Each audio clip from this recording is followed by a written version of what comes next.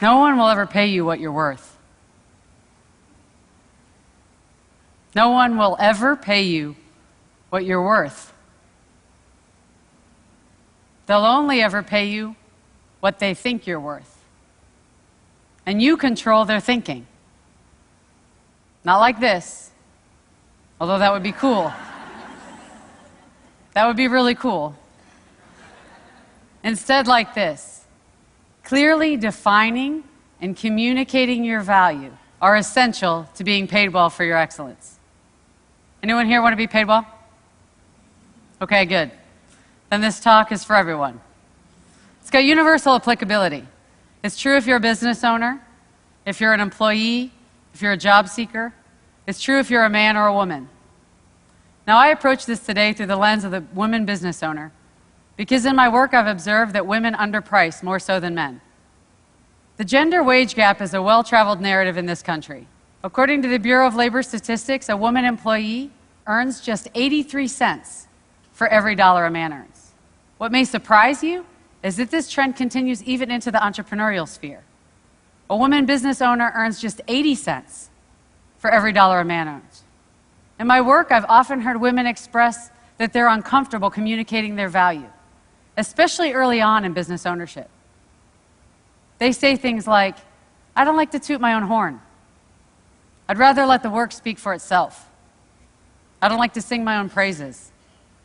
I hear very different narratives in working with male business owners, and I think this difference is costing women 20 cents on the dollar.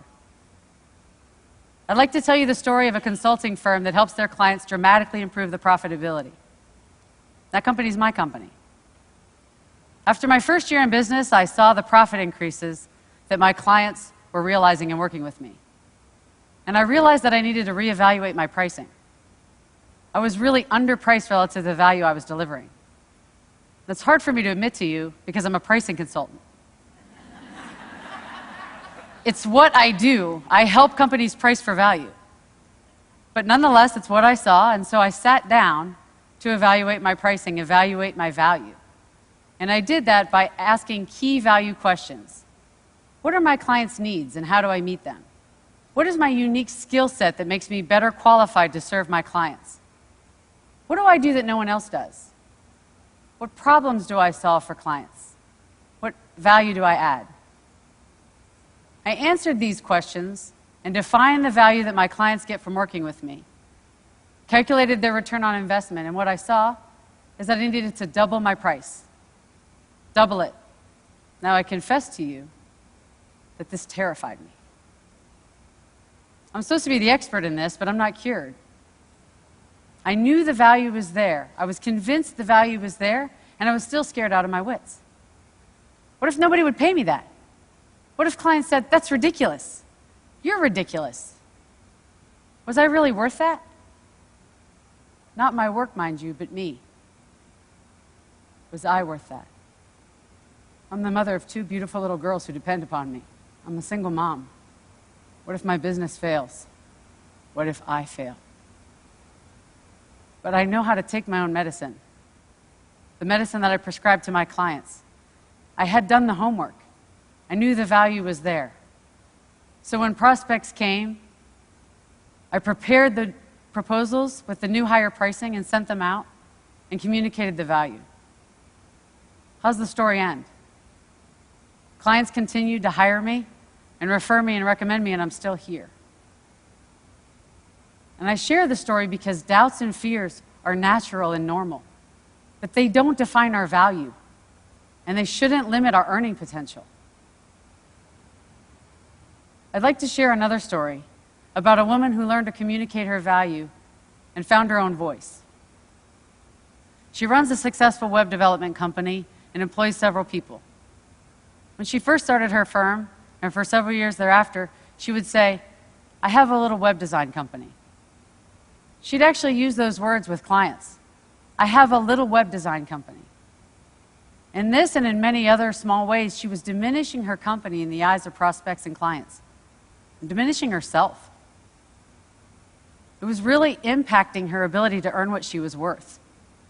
I believe her language and her style communicated that she didn't believe she had much value to offer. In her own words, she was practically giving her services away. And so she began her journey to take responsibility for communicating value to clients and changing her message. One thing I shared with her is that it's so important to find your own voice, a voice that's authentic and true to you. Don't try to channel your sister-in-law just because she's a great salesperson or your neighbor who tells a great joke if that's not who you are. Give up this notion that it's tooting your own horn. Make it about the other party. Focus on serving and adding value, and it won't feel like bragging. What do you love about what you do? What excites you about the work that you do? If you connect with that, communicating your value will come naturally. So she embraced her natural style, found her voice, and changed her message. For one thing, she stopped calling herself a little web design company.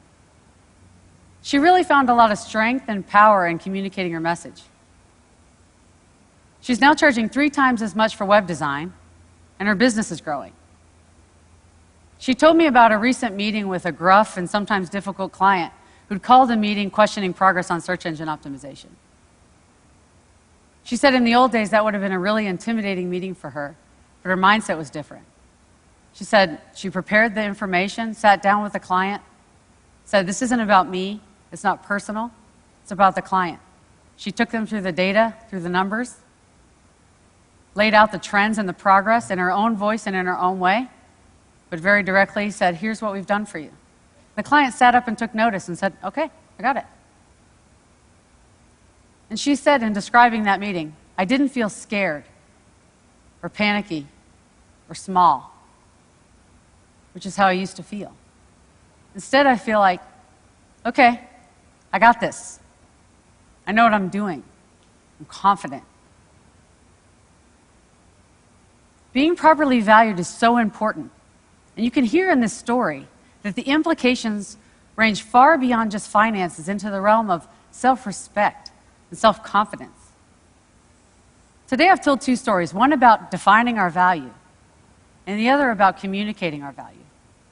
And these are the 2 elements to realizing our full earning potential. That's the equation.